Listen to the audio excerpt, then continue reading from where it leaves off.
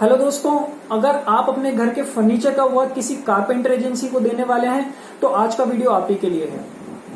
मैं आज के वीडियो में डिस्कस करूंगा कि क्या वो सारी बातें हैं जो आपको अपने कारपेंटर एजेंसी से फर्स्ट डे पर ही डिस्कस कर लेनी चाहिए ताकि आपको बाद में ट्रस्ट इश्यूज न डेवलप हो। तो चलिए ये वीडियो स्टार्ट करते हैं। सबसे पहले मैं आपको बताना चाहूंगा कि इंटीरियर डिजाइनिंग और फर्नीचर मेकिंग ये दो अलग अलग चीजें हैं। फर्नीचर मेकिंग इंटीरियर डिजाइनिंग का सिर्फ एक छोटा सा पार्ट है। तो अगर आप अपने घर के लिए full fledged interior designing plan कर रहे हैं तो आप किसी इंटीरियर डिजाइनर से ही कंसल्ट करें। बहरहाल आज हम बात करेंगे कि आप अगर अपने फर्नीचर का वर्क किसी कारपेंटर एजेंसी को देते हैं तो आपको क्या बातें ध्यान रखनी चाहिए। इसके लिए सबसे पहले मैं आपको बताना चाहूंगा कि जो भी बात आप अपने कारपेंटर एजेंसी से फर्स्ट डे पर करते हैं वो आपको अग्रीमेंट में लिखी होनी चाहिए, मतलब एक रिटन फॉर्म में होना चाहिए। अब आपको समझने वाली बात यह है कि क्या सारी बातें आपको अग्रीमेंट में लिखनी है, ये आज हम बात करेंगे। इससे आपको ये होगा कि आप जो चीजें अग्रीमेंट में लिख देंगे आखिरी तक वही सारी चीजें मेंटेन होकर के चलेगी और आपको ट्रस्ट इश्यूज नहीं आएंगे। तो सबसे इंपॉर्टेंट बात है कि आपकी बात आपस में जो भी बातें हुई हैं वो आप अग्रीमेंट के फॉर्म में लिख लें। अब क्या क्या बातें आपको उनसे करनी है ये मैं आपको बताता हूं। तो स्टार्ट करने के पहले मैं आपको एक चीज ये बता दूं कि कॉन्ट्रैक्ट दो तरह के होते हैं। विद मटेरियल कॉन्ट्रैक्ट होता है और लेबर ओनली कॉन्ट्रैक्ट होता है। अगर आप अपने कारपेंटर से ऐसा कॉन्ट्रैक्ट करते हैं जिसमें मटेरियल भी आपके कारपेंटर प्रोवाइड करेंगे और लेबर भी वही करेंगे तो वो होता है विद मटेरियल कॉन्ट्रैक्ट। सबसे पहले हम बात करते हैं विद मटेरियल कॉन्ट्रैक्ट के बारे में। तो जब आपके कारपेंटर लेबर भी वही करेंगे और मटेरियल भी वही प्रोवाइड करेंगे, अगर इस तरह का आप उनसे कॉन्ट्रैक्ट करते हैं तो आपको ये बातें ध्यान रखनी चाहिए। सबसे पहले मान लीजिए आप अपने बेडरूम का फर्नीचर बनवा रहे हैं। आप अपने बेडरूम में एक बेड बनवा रहे हैं, एक वार्डरोब बनवा रहे हैं और एक ड्रेसिंग टेबल बनवा रहे हैं।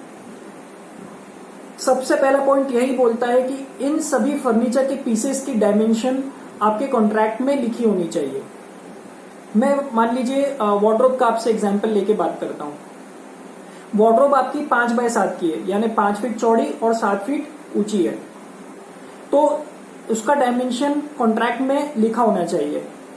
अब ऐसा क्यों होना चाहिए? क्योंकि आपकी मान लीजिए आपका फर्स्ट डे पर पे एक पर्टिकुलर डायमेंशन की बात हुई है और बाद में आपका उस डायमेंशन पे काम नहीं करके दिया गया तो आपके बीच में ट्रस्ट इश्यूज डेवलप होंगे। और आपको पहले ही दिन पता होना चाहिए कि आपकी एजेंसी, आपकी कारपेंटर एजेंसी आपको कितने डायमेंशन की चीजें बना करके दे रही है। क्योंकि अगर डायमेंशन में गड़बड़ी होती है तो आपके जो आपने जो एग्रीमेंट किया है, आप जो उनको पैसा देने वाले हैं वो हो सकता है आप ज्यादा दे दें। तो बेसिकली आपको डायमेंशन लिखी होनी चाहिए, आपके कॉन्ट्रैक्ट में डायमेंशन मेंशन होना चाहिए। ये तो था फर्स्ट पॉइंट। अब सेकंड पॉइंट की हम बात करते हैं। सेकंड पॉइंट कि आपका टाइप ऑफ फर्नीचर भी लिखा होना चाहिए। टाइप ऑफ फर्नीचर, अगेन मैं वार्डरोब का एग्जांपल लेके बात करता हूं।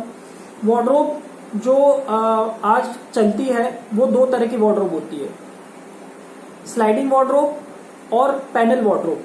स्लाइडिंग वार्डरोब मतलब जिसके पल्ले ऐसे स्लाइड करते हैं, और पैनल वार्डरोब मतलब जिसके पल्ले ऐसे हैंडल से हम खोलते हैं, वो होती है पैनल वार्डरोब। तो आपको इनके भी टाइप्स लिखे होने चाहिए क्योंकि इन दोनों में भी काफी अंतर आता है एस्टीमेट का। स्लाइडिंग वार्डरोब जो होती है वो थोड़ी हायर होती है प्राइस में और पैनल वाली वार्डरोब होती है थोड़ी लोअर प्राइस में। अब इसके अलावा आपके लिए क्या लिखा होना चाहिए, उसमें आपको ये मेंशन होना चाहिए कि आप कितने नंबर ऑफ ड्रॉर्स उसमें होंगे, कितने नंबर ऑफ शेल्फ्स होंगे, कितने लॉकर्स होंगे उसके अंदर, ये सारी चीजें उसमें लिखी होनी चाहिए। तो ये होता है टाइप ऑफ फर्नीचर, ये भी लिखा होना चाहिए।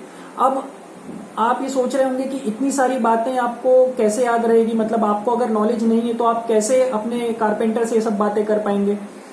तो इसके लिए आप चिंता मत कीजिए, मैंने एक पीडीएफ बना करके रखी हुई है और उसकी लिंक मैंने आपको डिस्क्रिप्शन में दे दी है। उस पीडीएफ में मैंने घर के हर फर्नीचर की ये सारी स्पेसिफिकेशंस लिख रखे हैं, यानी ये सारी चेकलिस्ट मैंने उस पीडीएफ में दे रखी है।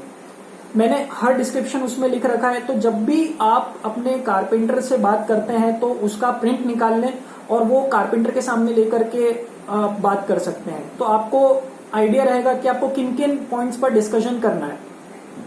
तो ठीक है, आगे बढ़ते हैं। ये था सेकंड पॉइंट। अब थर्ड पॉइंट की तरफ बढ़ते हैं, मटेरियल डिस्क्रिप्शन। मटेरियल डिस्क्रिप्शन और मटेरियल स्पेसिफिकेशन आपके कॉन्ट्रैक्ट में लिखा होना चाहिए। मटेरियल डिस्क्रिप्शन से मतलब अगेन हम वार्डरोब का एग्जांपल ले लें तो प्लाई कौन से ब्रांड की वो लगाएंगे या फिर किस रेंज की प्लाई लगाएंगे, किस टाइप की प्लाई लगाएंगे, ये लिखा होना चाहिए। लैमिनेट कौन सी लगाएंगे, ये लिखा होना चाहिए। हार्डवेयर का कौन सा ब्रांड होगा। हार्डवेयर में बहुत सारी चीजें होती है, जैसे चैनल्स होती हैं, हिंजेस होती हैं, फिर उसके बाद हैंडल्स होते हैं। ये सारी चीजें उसमें लिखी होनी चाहिए कि कौन से ब्रांड की ये सारी चीजें लगेगी। तो आपको पहले ही दिन क्लैरिटी बनी रहेगी कि आपका फर्नीचर कैसा बनने वाला है, किस क्वालिटी का बनने वाला है। तो ये 3 पॉइंट्स आपको विद मटेरियल कॉन्ट्रैक्ट में हमेशा ध्यान रखना है। और इसकी जो चेकलिस्ट है वो मैंने डिस्क्रिप्शन में, इस वीडियो के डिस्क्रिप्शन में मैंने लिंक दे दी है। आप इसकी चेकलिस्ट वहां से डाउनलोड कर लें और इसका प्रिंट निकाल लें और अपने कारपेंटर के सामने ले करके इसे बात कर सकते हैं। तो ये था विद मटेरियल कॉन्ट्रैक्ट के बारे में। अब आगे बढ़ते हैं। आगे है labour only contract. Labour only contract एक ऐसा कॉन्ट्रैक्ट होता है जिसमें मटेरियल की जिम्मेदारी आपकी होगी, यानी मटेरियल की जिम्मेदारी क्लाइंट की होगी। कारपेंटर सिर्फ लेबर वर्क करेंगे और जो मटेरियल है वो क्लाइंट को ला करके उन्हें देना होगा। अब देखिए, ये जो लेबर ओनली कॉन्ट्रैक्ट होता है ये बड़ा ट्रिकी होता है। ये ट्रिकी क्यों होता है इसके बारे में मैं आपको बताता हूं। सबसे पहले पॉइंट में आपको जो ध्यान रखना है, आपके लेबर ओनली कॉन्ट्रैक्ट में क्या लिखा होना चाहिए। जैसे मैंने आपको विद मटेरियल में बताया कि डायमेंशन तो लिखी ही होनी चाहिए। उसके बाद उसमें आपका स्पेसिफिकेशन नहीं, टाइप ऑफ फर्नीचर लिखा होना चाहिए। अब जो तीसरा पॉइंट है उसमें मटेरियल स्पेसिफिकेशन था विद मटेरियल कॉन्ट्रैक्ट में। इसमें मटेरियल स्पेसिफिकेशन की कोई जरूरत नहीं है क्योंकि मटेरियल तो आप ही ला करके दे रहे हैं। अब जो थर्ड पॉइंट आपको ध्यान रखना बहुत जरूरी है। ये आपके लिए पर्सनल पॉइंट है। जब भी आप मार्केट में कोई भी मटेरियल खरीदने जाते हैं, मान लीजिए प्लाई खरीदते हैं, हार्डवेयर खरीदते हैं, तो आप खुद के सिलेक्ट की हुई शॉप से ही उसे खरीदें। आप कारपेंटर एजेंसी के रिकमेंडेशन पे ना जाएं। इससे आपको 2 फायदे होंगे। पहला फायदा तो ये कि आपको क्वालिटी अच्छी मिलेगी और दूसरा फायदा ये होगा कि अच्छी क्वालिटी आपको सही प्राइस में मिलेगी। जब आप किसी रिकमेंडेड शॉप के ऊपर जाते हैं, जब आपके कारपेंटर एजेंसी आपको शॉप रिकमेंड करते हैं, आप उस पर जाते हैं, तो इन दोनों का डर आपको रहता है। पहली चीज प्राइस का और दूसरी चीज क्वालिटी का। तो आप खुद की सिलेक्ट की हुई शॉप से ही इसे खरीदें। अब आते हैं 4th पॉइंट पर। 4th पॉइंट भी बहुत इंपॉर्टेंट है। जैसा कि आप जानते हैं कि मटेरियल की जिम्मेदारी आप ही की होती है। लेबर ओनली कॉन्ट्रैक्ट में मटेरियल आप ही ला करके देते हैं तो उसकी जिम्मेदारी भी आप ही की होती है। तो इसका मतलब ये हुआ कि कारपेंटर एजेंसी को लेबर की चिंता रहेगी लेकिन मटेरियल की चिंता नहीं रहेगी। इसका मतलब ये हुआ कि मटेरियल का जो वेस्टेज है वो आपको कंट्रोल करना होगा, यानी क्लाइंट को कंट्रोल करना होगा। अब आप वेस्टेज कैसे कंट्रोल करेंगे? आप सोच रहे होंगे कि मुझे नॉलेज नहीं है, मैं वेस्टेज को कैसे कंट्रोल करूं। तो इसके लिए आपको एक बहुत ही सिंपल सी प्रोसीजर फॉलो करनी है। और वो आपको क्या करना है, आप दिन के खत्म होने पर जब कारपेंटर जाने वाले होते हैं, करीब 6-7 बजे शाम को जब भी कारपेंटर जाने वाले होते हैं, उसके 15 मिनट पहले आप एक पेपर लें और उस दिन में जितना भी जो मटेरियल लगा है उसे नोट कर लें।